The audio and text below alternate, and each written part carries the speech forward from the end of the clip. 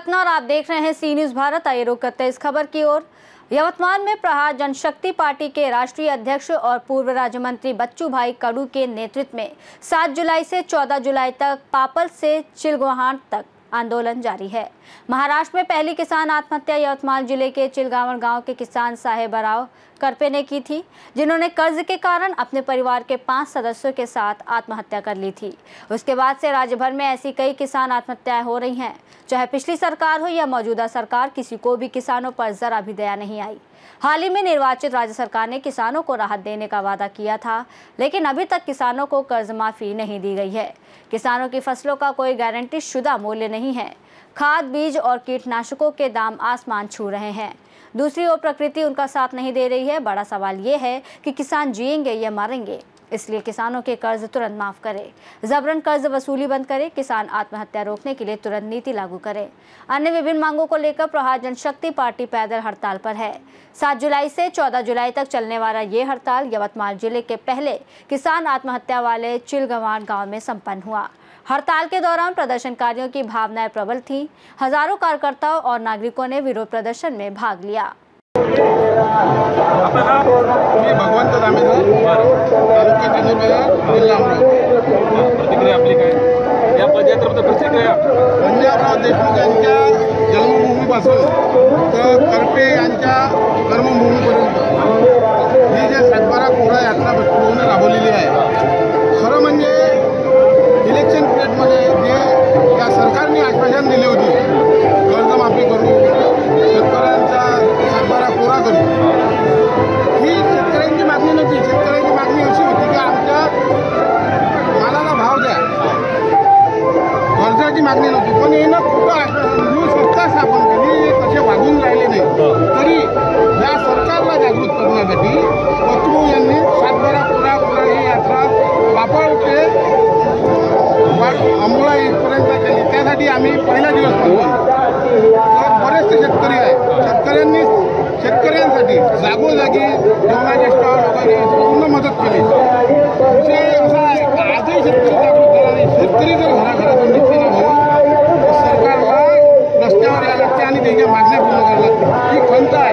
येणाऱ्या पिढीला जागृत करण्यासाठी बच्चू यांनी ही यात्रा राबवली। या यात्रेचं उद्दिष्ट म्हणजे कर्जमाफीच नव्हे, तर येणाऱ्या पिढी शेतकऱ्यांच्या मुलांसाठी शिक्षणाची सोय, विधवा, अपंग यांच्या जीवनात यांना कोणत्याच गोष्टीची कमी पडली नाही त्याच्यासाठी ही यात्रा आहे। विशेष म्हणजे सरकारचं धोरण शेतकऱ्याच्या विरोधात आहे। 12/6/2024 शासनाने निर्णय केला। तो निर्णय असा आहे, तुम्हाला माहित करून घ्या। म्हणजे जे अमरावतीला जेवढे टावर आहे महानगरपालिकेमध्ये जिओ अंबानी, याचा पूर्णतः टावरचं महसूल माफ यासाठी सरकारने कोणतीही समिती गठीत केली नाही। राजकारण करत असताना पैसा लावणारे अदानी अंबानी यांच्यासाठी कोणतीही समिती स्थापन करत नाही। या शेतकरी यांच्यासाठी अभ्यास करून गेले समिती स्थापन करायला म्हणजे एवढी मोठी खंत या लाभाग्रस्त करणाऱ्यासाठी आहे। खरं पाहिलं तर आज कापसाले 5,00,000 रुपये भाव आहे, सोयाबीनला 3,500 रुपये भाव आहे। यांनी धोरण असं ऐकलं, एक लाखो शेतकरी मारले गेले, एवढे मोठे आत्महत्या केले। काय गरज होती? सोयाबीन आहे, कापूस आहे, गाठी आहेत, पण यांना शेतकऱ्यांना कधीही समोर जाऊ द्यायचं नाही। शेतकरी हुशार झाला तर आपलं काही खरं नाही, म्हणून शेतकऱ्यांना जातीपातीने वाटून ठेवला। माझी शेतकऱ्यांना एकच विनंती आहे, तुम्ही जागृत व्हा आणि येणाऱ्या पिढीला तुम्ही आज जागृत झाले तर येणारी पिढी आपोआप जागृत होईल आणि तुमचे मुलं भविष्यात शैक्षणिक दृष्टिकोनातून किंवा इतर औद्योगिक दृष्टिकोनातून भक्कमपणे उभे राहतील। नाही एकटी मौल केल्याशिवाय हे शासन राहणार नाही। आज तरी जागृत हो। माझा नंबर घ्या, मला हाय आंदोलन शेतकऱ्याच्या, अपंगाच्या आणि ग्रामपंचायत कर्मचाऱ्याच्या विविध समस्येसाठी या ठिकाणी येऊन ठेपलेला आहे। आणि आंदोलना दरम्यान महाराष्ट्रातून अनेक नागरिक या आंदोलनामध्ये सहभागी झाले आहेत। महिलांचाही तेवढाच सहभाग आहे या आंदोलनामध्ये। काही महिला उपस्थित आहेत, काही कार्यकर्ते आहेत। काही महिलांनी या ठिकाणी आपल्याला काही प्रतिक्रिया देणार. ताई, आपलं नाव काय? बरं, तुम्हाला ताई? गाव आहे माझं, तुमच्या गावाचं. मला हे सांगायचं आहे की एवढा त्रास तुम्ही मतदान द्यायची गोष्टी मागितलेला आम्हाला, आता एवढे गुन्हा झाले तुम्ही शब्द काढता, काढत नाही शब्द. तुम्ही सांगायचं आहे मला कोरा शब्द काढला.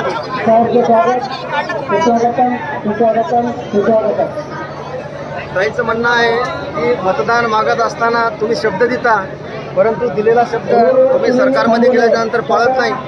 ताई बऱ्याच ठिकाणाहून लांबून आलेल्या आहेत. प्रतिक्रिया देणार.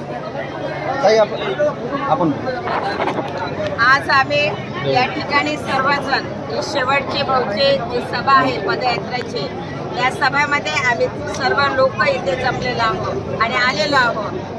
मला सरकारला एकच जाब विचारायचा आहे की ज्या मागण्या माननीय बच्चूभाऊ कडूने आपल्याकडे मांडलेल्या आहे, स्वतःच्या पायातलं रक्त या शेतकऱ्याच्या कैवाऱ्यासाठी त्यांनी सांडवलेलं आहे, त्या रक्ताची सुद्धा या सरकारला अद्याप जाग आलेल्या नाही. मी एक महिला म्हणून सरकारला विचारू शकते की आपण लाडकी बहिणीची जी योजना केलेली आहे, आज आम्ही त्या लाडक्या बहिणीला धिक्कार मारतो आणि त्याचा धिक्कार करतो. कारण आम्ही ते 1500 रुपये आमच्या महिला कसे कमवू शकतात. परंतु जो शेतकऱ्याचा प्रश्न आहे, जो दिव्यांगाचा प्रश्न आहे आणि ज्या आमच्या माननीय भाऊ बच्चूभाऊच्या ज्या मागण्या आहेत, त्या सरकारने येत्या काळामध्ये पूर्ण करावा. नाही तर आम्ही सुद्धा मैदानात उतरू. आमचा जीव तरी गेला भाऊसाठी तरी बेहतर, परंतु आम्ही भाऊसाठी तयार राहू आणि रणरेगेरी सारख्या या मैदानामध्ये उभं राहू. आणि आम्ही आज एकच सांगतो की असे आंदोलन भाऊ करतील त्या आंदोलनामध्ये महिला सामील होतील. आम्हाला आमच्या जीवाची पर्वा राहणार नाही. आम्ही आमच्या लेकरांचा, आमच्या पतीचा, कुणाचा विचार करणार नाही.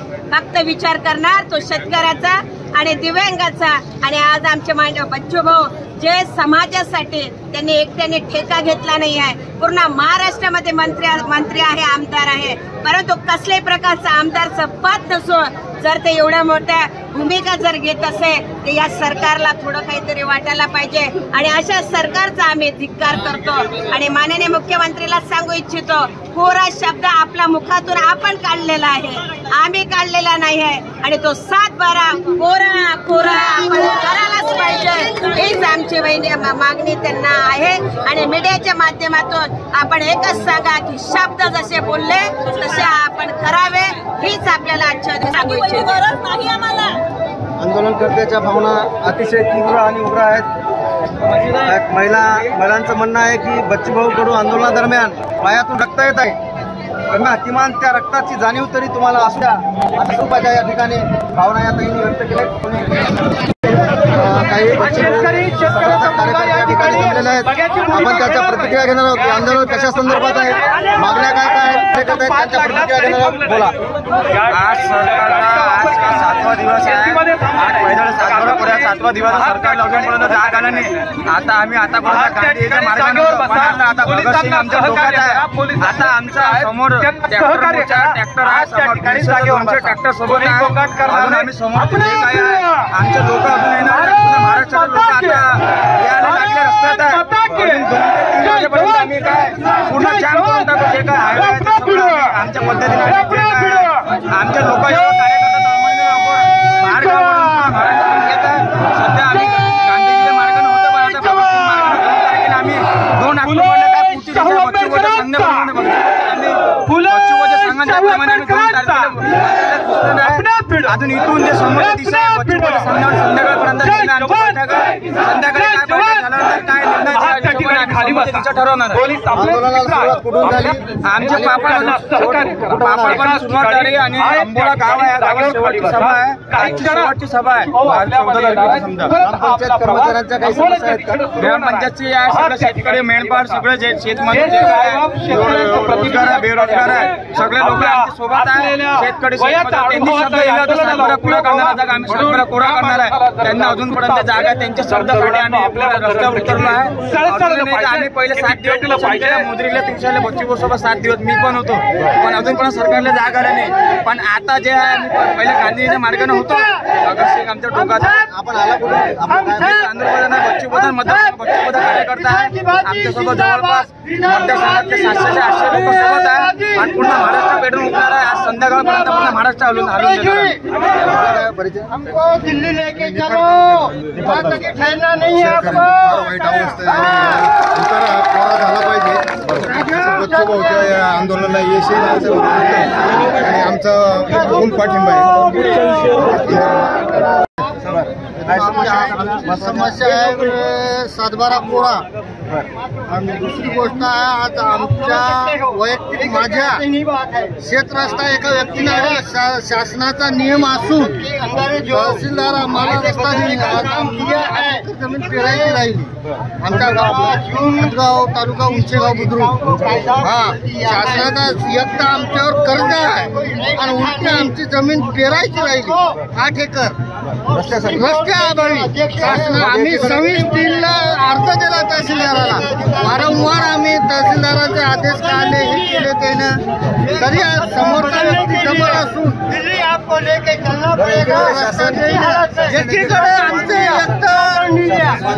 शासन पांढर रस्ते करा म्हणून जीआर काढलेला रस्ता वयवाटीचा रस्ता प्रतिनिधी आमच्याकडून एकही नाही. उलटा नागेश पाटील हे रस्ता अडवण्याच्या पाठीमागे आहे.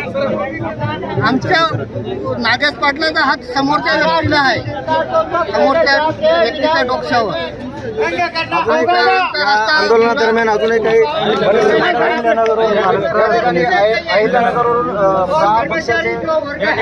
युवा नेते आलेले आहेत. कडू साहेबांना मी गणेश पालवे सरपंच घाटशिरस आम्ही अहिल्यानगरवरून आमचं शेतकरी मंडळ या ठिकाणी बच्चू भाऊला पाठिंबा देण्यासाठी मोठ्या संख्येने उपस्थित राहिलो.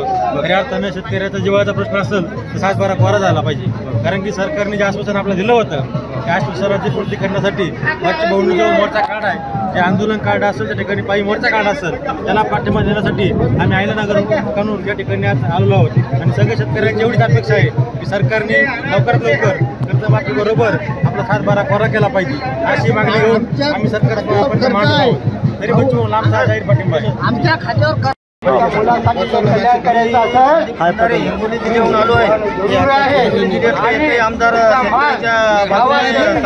करण्यासाठी बोलत नाही आणि शासकीय काम असते की आम्हाला काम होतं.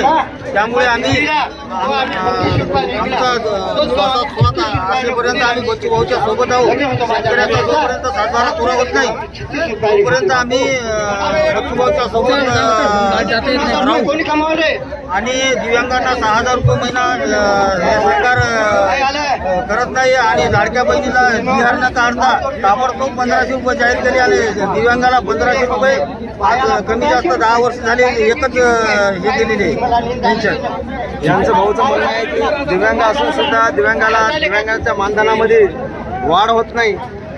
नुकतंच लाडक्या बहिणीची योजना सुरू झाली आणि लाडक्या बहिणीच्या खात्यामध्ये 1500 रुपये टाकत आहेत. परंतु दिव्यांगावर अन्याय का असं या ठिकाणी प्रश्न उपस्थित केलेला आहे. कुणी आहे का प्रतिक्रिया देणार?